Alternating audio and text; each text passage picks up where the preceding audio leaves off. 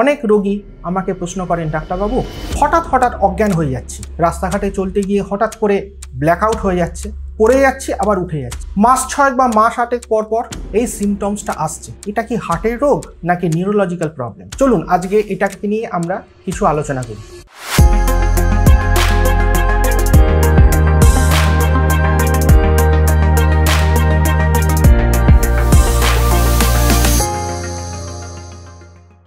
Hi, this is Dr. R.N. Talapatra, Senior Consultant Interventional Cardiologist and Device Specialist, Vivacity Multi-Speciality Hospital, Madhyamgram, Kolkata.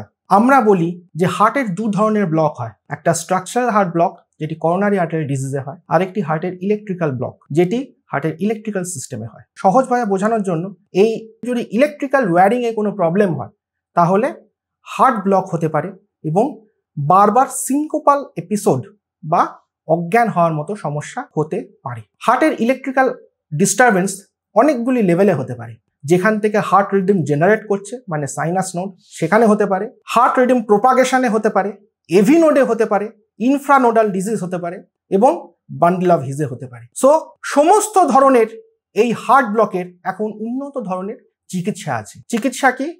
Pacemaker. Pacemaker জিনিসটি কি? একটি ধাতব পদার্থ যেটি আপনার লেফট সাবক্লেভিয়ান স্কিনের তলায় ইমপ্ল্যান্ট করা হয়। তার সঙ্গে দুটি তার থাকে বা ওয়্যার থাকে, যার একটি রাইট অ্যাট্রিয়ামে এবং আরেকটি রাইট ভেন্ট্রিকুলার এপেক্সে প্লেস করা হয়। এর মাধ্যমে কৃত্রিম হৃদস্পন্দন আপনার হার্টকে সচল রাখে।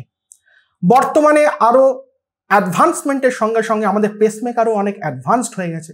বর্তমানে লিডলেস পেসমেকার এসছে, যেটির মাধ্যমে কোনো তারের সমস্যা থাকে না, ডাইরেক্টলি পেসমেকারকে আরভি এবং আরএতে ইমপ্ল্যান্ট করা হয়।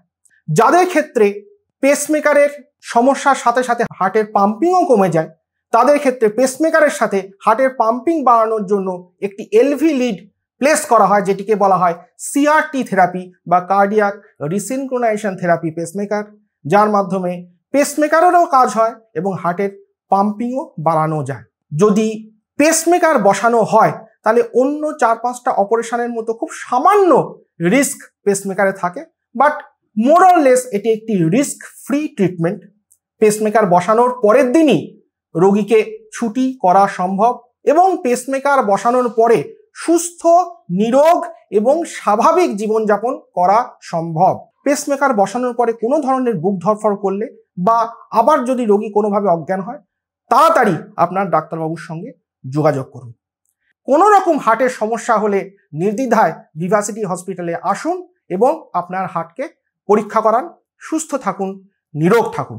এই বিষয়ে এবং অন্য কোনো স্বাস্থ্য সংক্রান্ত বিষয়ে আপনাদের যদি কোনো প্রশ্ন থাকে তাহলে ভিডিও ডেসক্রিপশনে যে লিঙ্কটি দেওয়া আছে সেই লিঙ্কটি ক্লিক করে আপনাদের প্রশ্ন জানান। ভিভাসিটির টিম যত সত্বর আপনাদের এই প্রশ্নের অ্যান্সার দেবে। নমস্কার।